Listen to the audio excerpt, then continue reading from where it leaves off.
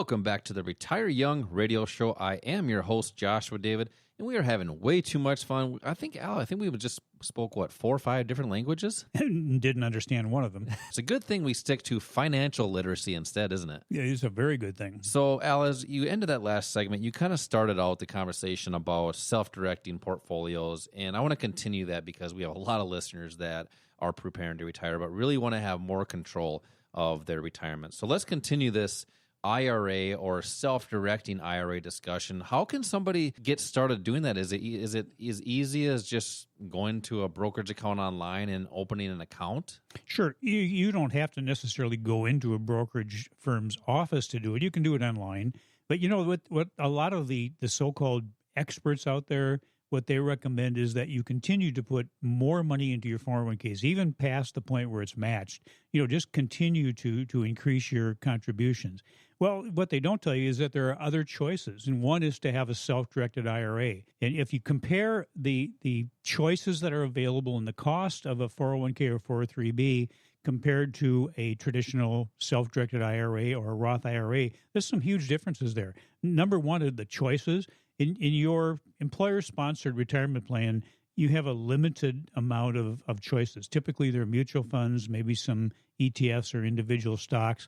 But in a self-directed account, you can use mutual funds, you can use stocks, you can use ETFs, but you also have access to options. You have access to futures. You have access to the foreign exchange market. So you have a lot more choices, which also allow you to participate in all 3 market directions. And then the big one is you eliminate fees, because fees can take a huge amount of what could be in your portfolio away from you. You know, and the real impact is the reduction in compounding, because every dollar that's taken away from you, as I mentioned before, no longer is earning more money for you. You know, and the other choice that the people have that they don't often think about is just having a separate brokerage account, maybe not even a retirement account, and that gives you maybe some additional liquidity. If you're under 59 and a half, you can take money out of that account without any kind of penalty, and it gives you the ability to participate maybe in more different market conditions, not just in an upward moving market like you have in your employer-sponsored retirement plans. Well, let me ask you this, because you've helped a lot of people get started, and we've talked to thousands of people in our days, and the common thing people say is, I would love to manage it, but I just don't know how. Sure. So how do you help them become more comfortable and confident? Well, it's like anything else you do. You need to have the proper education. You need to have knowledge about what you're doing. And the reason so many people shy away from getting their arms around their own assets is they just don't know how to do it. I mean, where do you get that information? You're not getting it in school. There's a good chance that your parents probably don't know very little more than you do. So where do you get it? Well, you get it from a number of different sources. The Online Trading Academy is one. And if anybody is going to be participating in the markets, the number one thing to do is get the proper education so you at least know what the opportunities are. And we think the number one thing is knowing how the markets function. What causes price to go up? What causes price to go down? You can read 100 different books on people's opinions on things, but the fact is that it's supply and demand. It's increased buying, it's increased selling that causes the price of something to change. And the key is to be able to identify as close as possible when that happens. So we talk to a lot of people, and they just they want that more confidence and just more comfort. But you have to start somewhere, and you have to learn from the professionals. I mean, we talk to a lot of professional instructors that we have, and they've been doing it for many, many years, and they went through the trials and tribulations. So understanding that you have to learn the skill. It's not just knowledge; it's also a skill. And Al, you teach a lot of these investing classes that you really dive into and dissect how self-directing really works, the different opportunities that are out there for us as the public, just like the institutions or the smart money can use, we can use those as well. So you want to use them safely, and that's one of the key things you really hit hard on those in those investing classes is how to do it properly. Al, this common theme here is being more comfortable in your investment decisions. And we always stress this, every single day is having a plan. That is so important. One is you have a plan to do anything, but if you have an investment plan, then you have rules within that plan. So talk more about this trading and investing plan. First off, why that's so important, but also some of the rules that could be in there and the different techniques that you could use once you have that plan. Yeah, a plan is extremely important for a number of reasons. It was very much like a business. Anyone who starts a business knows that they have to have a business plan. If you go into a bank and you try to get a loan or a line of credit, and the first thing they're going to ask you is to see your business plan. If you don't have a business plan, you might as well not even waste your time going into that bank.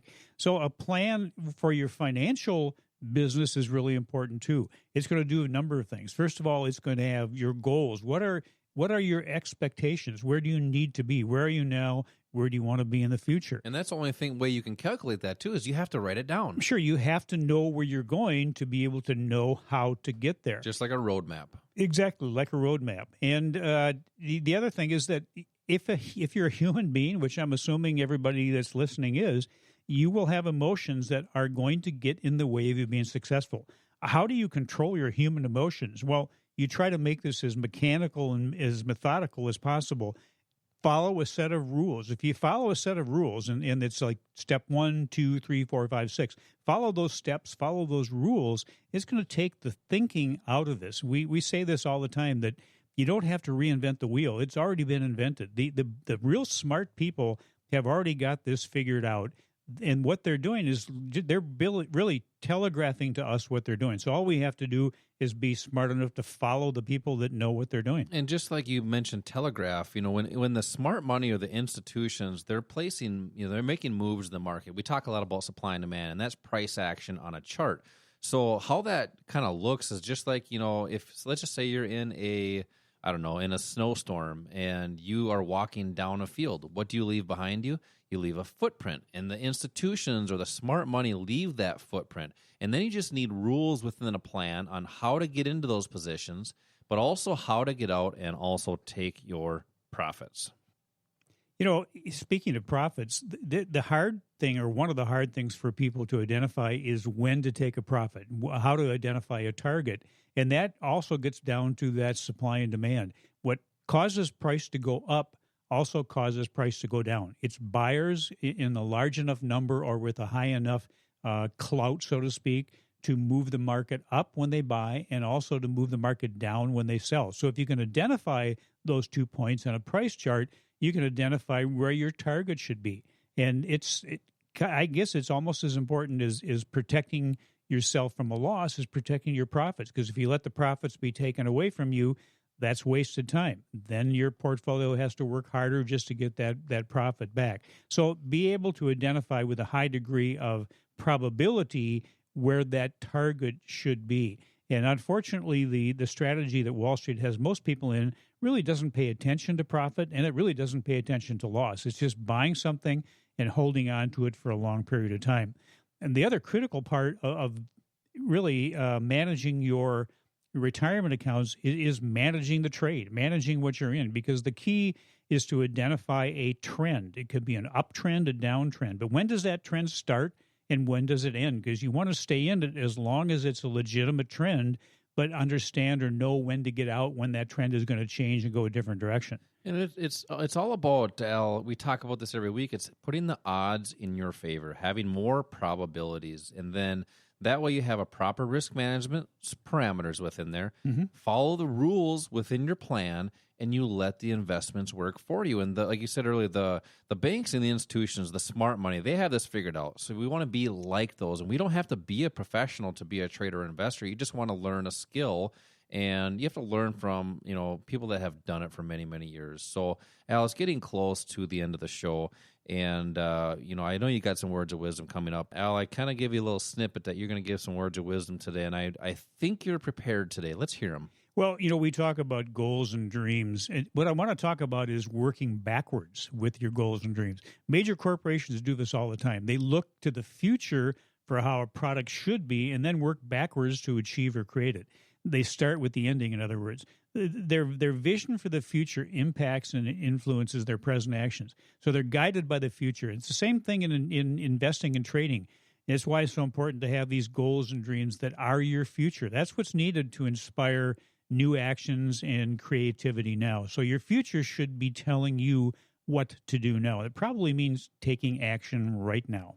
Have those goals and make them smart goals. Until next week with the Retire Young radio show, retire young, my friends.